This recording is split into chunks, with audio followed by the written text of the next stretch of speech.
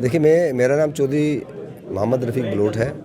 मैं अपनी party ST wing Kashmir valley का सूबाई प्रेसिडेंट हूँ जी।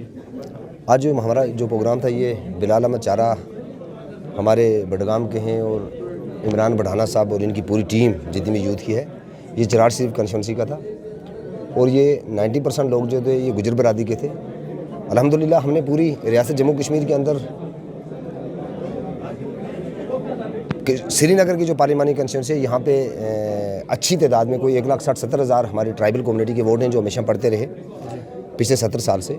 तो हमने एक जायज़ा लगाया कि ये जमातें हैं जो पूरी जम्मू कश्मीर के अंदर नेशनल कॉन्फ्रेंस PDP वगैरह जितनी भी जमातें हैं ये गुजरों को एक मजाक समझती हैं। जिस तरह हमारे मोहतरम मुल मकाम जनाब फारूक अब्दुल्ला साहब ने श्रीनगर के जम्मू के एक जलसे में बोला भी था, आप लोगों ने देखा होगा कि गुजर जो हैं ये 500 रुपये बिक जाते हैं, ये नमाज़ नहीं पढ़ते हैं, ये करते हैं, ये वो करते हैं। तो उन सारी चीज़ों ने हमारे दिल की कौम को जो पिछले 70 साल से इनको वोट देते रहे मजबूर किया था। आज हमारे नौजवानों ने खास तौर पे 90% नौजवानों ने फैसला लिया कि हम नेशनल कॉन्फ्रेंस का बाइकाट करें और हम एक नई जमात 5 साल के लिए हम अल्ताफ़ बखारी साहब को और उसके भले को आजमाएं।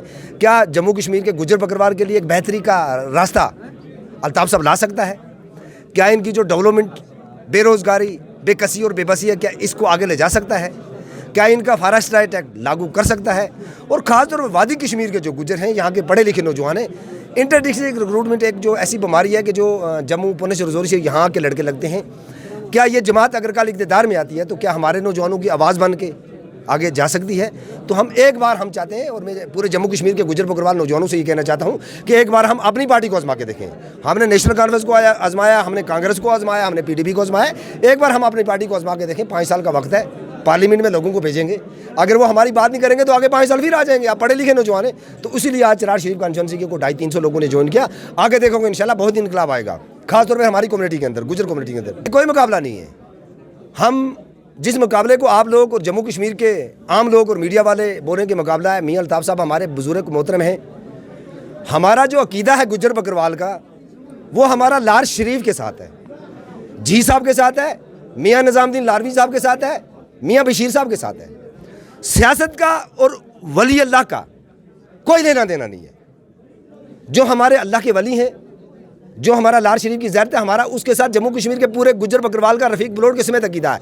लेकिन वोट के साथ उसका कोई लेना देना नहीं है। जम्मू कश्मीर का पुणे से रजौरी अनंतनाग का गुजर बकरवाल जो भी है वो मियाँ अल्ताफ़ साहब को वोट नहीं देगा, क्योंकि हमने पिछले 2 साल से जब लड़ाई लड़ी, जब हम शेड्यूल ट्राइब की लड़ाई लड़ रहे थे, तो मियाँ अल्ताफ़ साहब खामोशी से वहाँ बैठे हुए थे। उन्होंने एक बात भी अपने वोटों के लिए नहीं की। इसलिए मैं यहाँ से गुजारिश कर दूंगा कि मियाँ अल्ताफ़ साहब को एक भी वोट गुजर बकरवालों का नहीं पड़ना। हाँ है कुछ लोग, लेकिन ज़ैरत के साथ हमारा अकीदा है, वो था, हमेशा रहेगा इंशाल्लाह। मियाँ अल्ताफ़ साहब हमारे मोहतरम हैं, थे और रहेंगे, लेकिन सियासत में नहीं। वोट हम नहीं देंगे, वोट मियाँ अल्ताफ़ साहब को एक भी नहीं मिलेगा।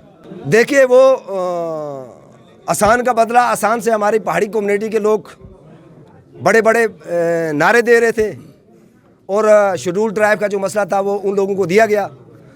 तो अब मुझे लगता है कि अनंतनाग पार्लिमानी कंस्टिट्यूंसी में एक सबसे बड़ा पहाड़ी कैंडिडेट जो जिसने पिछले 50 साल 20 साल शेड्यूल ट्राइब की कैंपेन पहाड़ियों की चलाई है, ज़फ़र मनाज साहब।